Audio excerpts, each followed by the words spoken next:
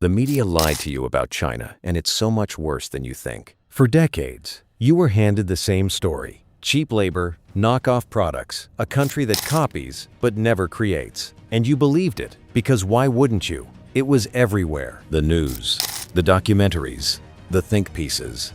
But while you were being fed that story, China was quietly building something the world had never seen before. In 2024 alone, China filed 1.8 million patents, nearly 50% of every single patent filed on Earth that year. That's more than the United States, Europe, Japan, and South Korea combined. You heard that right. One country, half the planet's new ideas, in a single year. This isn't politics. This isn't propaganda. These are published numbers, and they are just the beginning. The patent lie. You were told China steals ideas. That's the version of the story that got repeated so many times, it stopped feeling like an opinion and started feeling like fact. China copies. China implicates. China reverse engineers. That was the headline. That was the narrative. And for a while, a long while, it had just enough truth in it to stick. But here's what nobody told you. While that story was being repeated on loop, China was doing something else entirely. Something that doesn't fit the narrative. Something the media had no interest in explaining to you. In 2024, China filed 1.8 million patents, not applications, not proposals. Patents, registered, reviewed, granted intellectual property claims on new inventions, new processes, new technologies. 1.8 million in a single year. That is nearly 50% of every patent filed on the entire planet. And it is 3 times the number filed by the United States in that same period. You heard that right. While America filed roughly 600,000 patents, China filed 3 times that. While the entire European Union combined filed a fraction of that total, China lapped them twice. But the number alone doesn't tell you how deep this goes. To file a patent, you need inventors. To have inventors at that scale, you need engineers. And this is where the story gets harder to ignore. China graduates approximately 4 times more engineers and scientists every single year than the United States. 4 times. That means for every 1 engineer the American system produces, China is producing 4. Not slightly more, not marginally ahead. 4 to 1. And those graduates aren't going into finance or consulting or content creation. They are being funneled deliberately, systematically into research labs, state-backed technology programs, and the exact industries China has publicly declared it intends to dominate. This wasn't an accident. This was a decision. And that decision started showing up in the data years before the Western press was willing to acknowledge it. The patents China was filing weren't in low-level manufacturing processes or incremental product tweaks. They were in semiconductors, artificial intelligence, quantum computing, biotechnology, clean energy, the industries that will define the next 50 years of human civilization. China didn't just decide to play the game. It decided to rewrite the rules of what the game even is. But here's the part that should make you stop and think. If you had heard any of this, if the scale of China's patent output, its engineering pipeline, its strategic investment in foundational technology had been reported with the same intensity as stories about cheap goods and copycat products, you would have been asking very different questions. You would have been watching this country very differently. The fact that you're only hearing about it now, in this kind of detail, tells you something important about what you were being shown and what you were being kept from seeing. Because the patent numbers aren't classified, they're published. By the World Intellectual Property Organization, by China's own National Intellectual Property Administration, by the same international bodies that track this data for every country on Earth. This wasn't hidden, it was just never handed to you. And this is what makes the lie so effective. It wasn't a conspiracy, it was a framing. You were shown just enough of China, the factories, the labor costs, the counterfeits at the border, to feel like you understood the picture. But the frame was too small. And everything outside of it was left in the dark. The patents are just the foundation. They are the paper trail of what China has already invented. What came next? What those inventions became in the real world, in the form of actual machines, actual products, actual deployments, at a scale that has no historical parallel. That's where the story stops being about numbers on a chart and starts being something you can see with your own eyes. Because China didn't just file patents on robots. It built them, shipped them, and put them on the most watched television broadcast in human history live in front of 1.4 billion people taking orders in real time. And they sold out. The Robot Army. You've seen robot videos before, the ones that go viral every few years. A machine stumbling across a stage, a prototype doing something almost impressive, a tech company promising that full deployment is just around the corner. You watched, you shared, you forgot about it. Because for a long time, that's all it was. A demonstration, a proof of concept, a very expensive press release. That era is over. In 2025, China didn't demonstrate humanoid robots. It manufactured them at scale, at speed, at a volume that made every Western robotics program look like a science fair project. China produced over 80% of the world's humanoid robots in 2025, not 80% of the market share, 80% of the physical units built and shipped on the entire planet. One country. 8 out of every 10 humanoid robots that exist in the world right now came off a Chinese production line. But the numbers get sharper when you look at the companies behind them. Agibot shipped over 5,000 units in 25. Unitree shipped over 5,500. 2 Chinese companies. 1 year. More than 10,000 humanoid robots deployed into the real world. Now compare that to Tesla. The company Elon Musk stood in front of cameras to announce would produce 100,000 Optimus units in 2025. The actual delivery number? Around 150. Not 150,000. 150. You heard that right. While 2 Chinese companies you've probably never heard of were shipping thousands of units, the most hyped robotics program in the Western world delivered roughly 1% of what it promised. But this was just the beginning of how far ahead China actually was. Because shipping robots is one thing. What China did next was something else entirely. Something that turned a product launch into a cultural moment, and a cultural moment into a global wake-up call that most of the world still hasn't fully processed. On the 29th of January, 2025, the Chinese Spring Festival Gala aired live. If you don't know what the Spring Festival Gala is, understand this. It is the single most watched television broadcast on Earth, every year. Not the Super Bowl, not the World Cup final. The Gala. Over 1.4 billion people tune in. It is China's collective living room the one night of the year when virtually the entire country is watching the same screen at the same time. And on that screen, in front of that audience, 24 humanoid robots walked out onto a live stage and performed. Not a pre-recorded segment, not a CGI sequence. Live.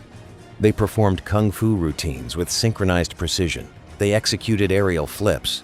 And then, in the moment that broke the internet in every country except the ones whose media chose not to cover it, one of them completed a 7-rotation breakdance move. A machine. On live television. In front of over 1 billion people. Then came the detail that changes everything. While the performance was still happening, while the robots were still on stage, the manufacturer had opened a live order page. You could buy one right then, during the broadcast. And by the time the gala ended, they had sold out. Not received strong interest. Not logged significant pre-orders. Sold out. The product was gone before the show was over. Think about what you just heard. A company used the world's largest television audience as a product launch event, deployed 24 humanoid robots in a live performance with no safety net, and sold out their entire available inventory before the credits rolled. That is not a tech demo. That is not a prototype. That is an industry that has crossed the line from potential to reality and is now moving faster than any Western competitor has the infrastructure to match. And if the robots alone weren't enough to make you question everything you thought you knew about China's capabilities, wait until you hear what happened when their artificial intelligence hit the market. Because the reaction wasn't applause. It wasn't skepticism. It was panic. From the most powerful entertainment companies on Earth. Hollywood's worst nightmare. You've heard of ChatGPT. You've probably used it. You know what it can do. Answer questions, write emails, summarize documents, hold a conversation, and for a long time. It represented the ceiling of what AI could deliver to a general audience. OpenAI spent years and billions of dollars building it. The assumption was simple. American companies were at the frontier, and everyone else was catching up. Then, DeepSeek dropped, and the assumption shattered. In early 2025, a Chinese AI lab released DeepSeek, a large language model that matched GPT-4 level performance benchmark after benchmark. Not comparable, not competitive in certain areas, matched.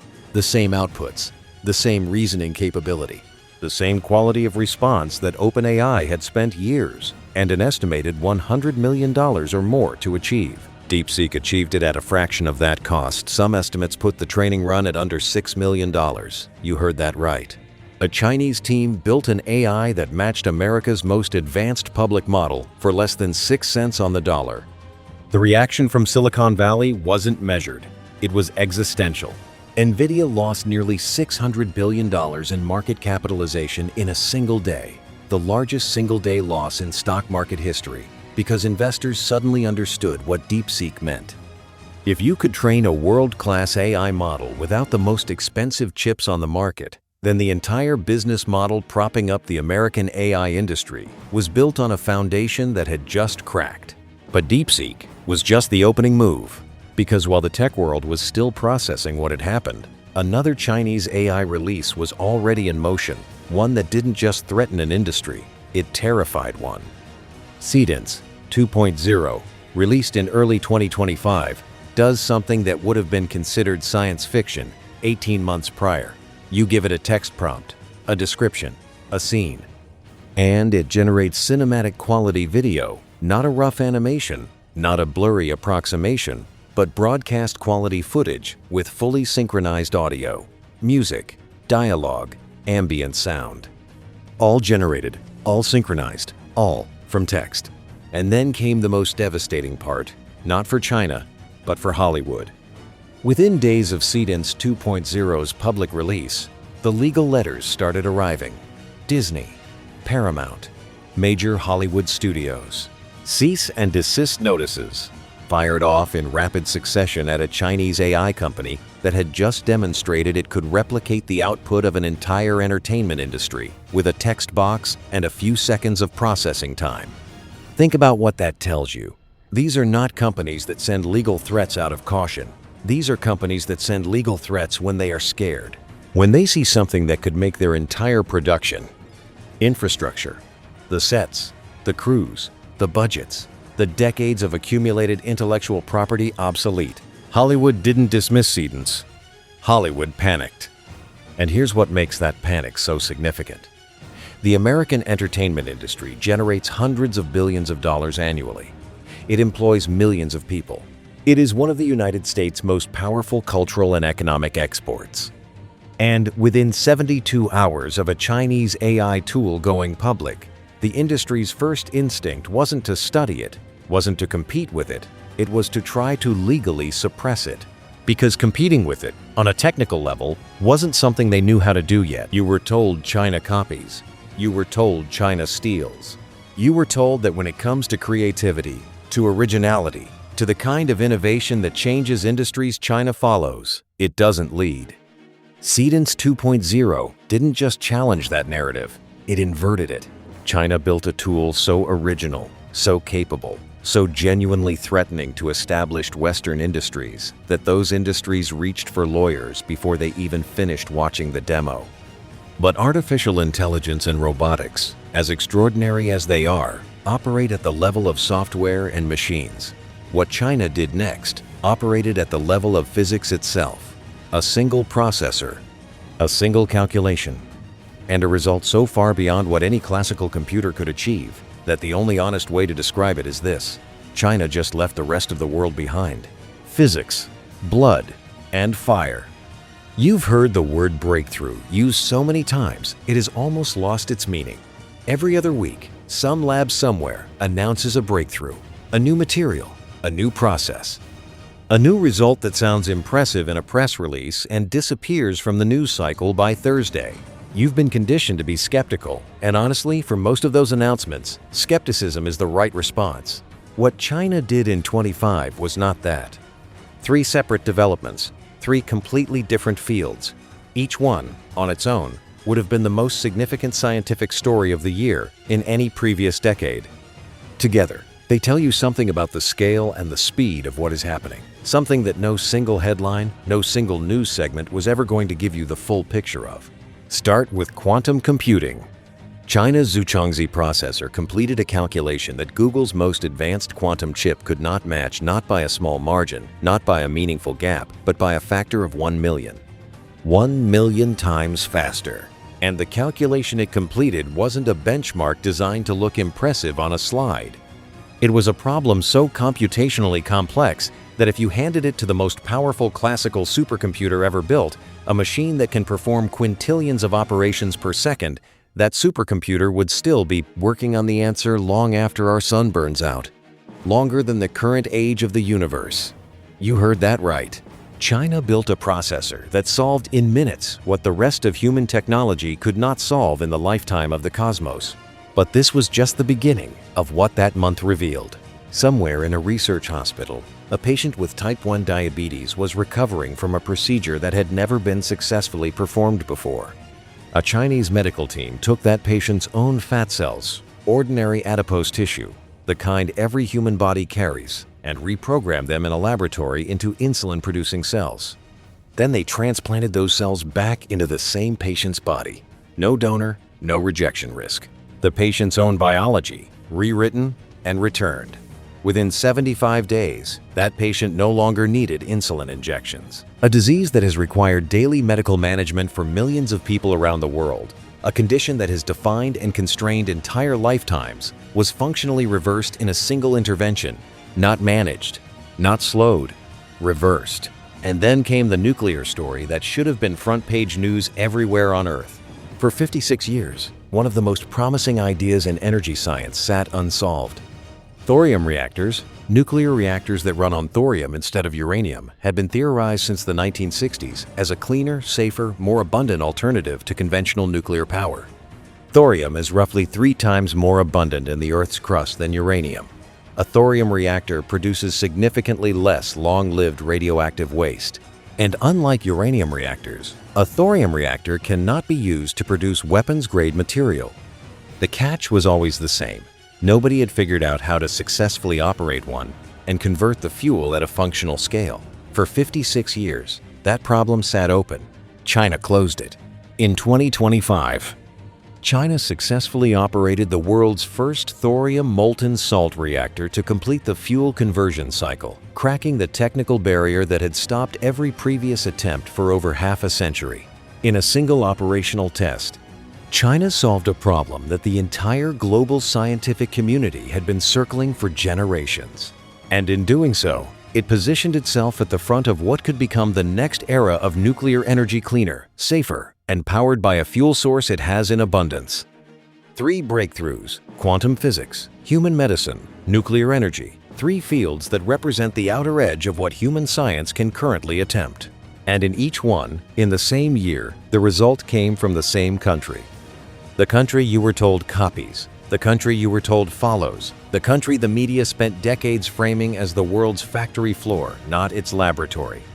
But even with all of this, the patents, the robots, the AI, the physics, the medicine, the nuclear science, none of it happened by accident. And understanding why it happened is the part of this story that changes everything. The machine behind it. You've been watching the results, the patents, the robots, the AI that panicked Hollywood, the processor that outran the universe, the doctor who reversed diabetes, the reactor that solved a 56-year-old problem. And at some point while you were taking all of that in, a question probably started forming in the back of your mind. Not, is this real? Because the numbers are published, the results are documented, the legal letters from Disney are a matter of record.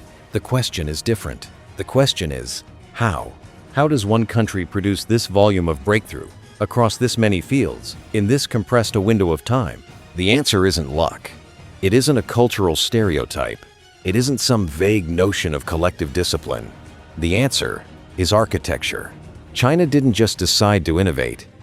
It built the entire physical and institutional infrastructure that makes innovation at this scale not just possible, but inevitable. Start with the money. China currently invests 2.6% of its gross domestic product in research and development. That matches the United States. But here's what the headline number doesn't tell you, and this is the part that matters more than the figure itself. In the United States, the majority of R&D spending follows market signals. It chases quarterly earnings. It funds what is profitable now, or what venture capital believes will be profitable soon. That is not inherently wrong. But it means the direction of American innovation is shaped by what the market rewards, which is not always the same as what the future requires. China's R&D doesn't work that way. A significant portion of it is state-directed, targeted, deployed against specific industries on defined timelines with explicit national objectives. Semiconductors, robotics, artificial intelligence, aerospace, clean energy. These aren't areas China stumbled into because the market pointed there. These are areas China decided at a governmental level years in advance would define the next century. And then it funded them accordingly, relentlessly, and without waiting for a quarterly earnings report to justify the investment. The roadmap for all of this has a name: Made in China 2025. It was published in 2015.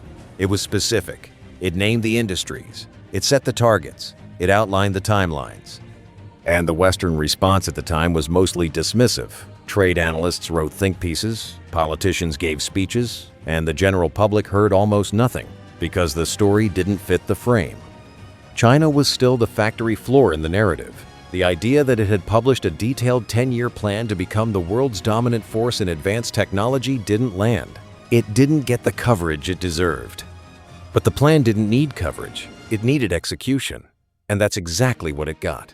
Because behind the money and the roadmap is the pipeline that makes all of it work. 4 times more engineering and science graduates than the United States, every single year, fed directly into state-backed research centers, domestic technology companies, and strategic industries that the government has already committed to funding through the finish line. This isn't a talent pipeline, it's a talent flood. And it has been running at full volume for over a decade. Then add the supply chain. In semiconductor materials, in rare earth elements, in battery technology, in solar panel manufacturing, China doesn't just participate in the global supply chain. In many of these categories, China is the supply chain.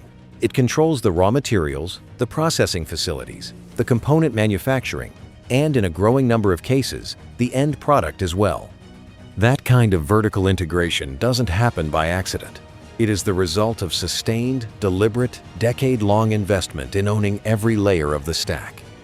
And here is what all of it adds up to, the thing the media never gave you, the thing that reframes every story you've ever been told about this country. China did not graduate from the factory floor. It used the factory floor as a launch pad. While the world was focused on the label on the bottom of the product, China was building the laboratory that would make the product irrelevant. It built the researchers. It built the institutions. It built the supply chains. It built the infrastructure of invention itself. And then it aimed that infrastructure at the future with a precision and a patience that no quarterly earnings cycle could ever replicate. The robots are real. The AI is real. The quantum processor is real. The diabetes reversal is real. The thorium reactor is real. 1.8 million patents in a single year real. You weren't lied to about China because the truth was hard to find. You were lied to because the truth required updating a story that was much easier to keep telling. The story is over now, and you just heard what replaced it.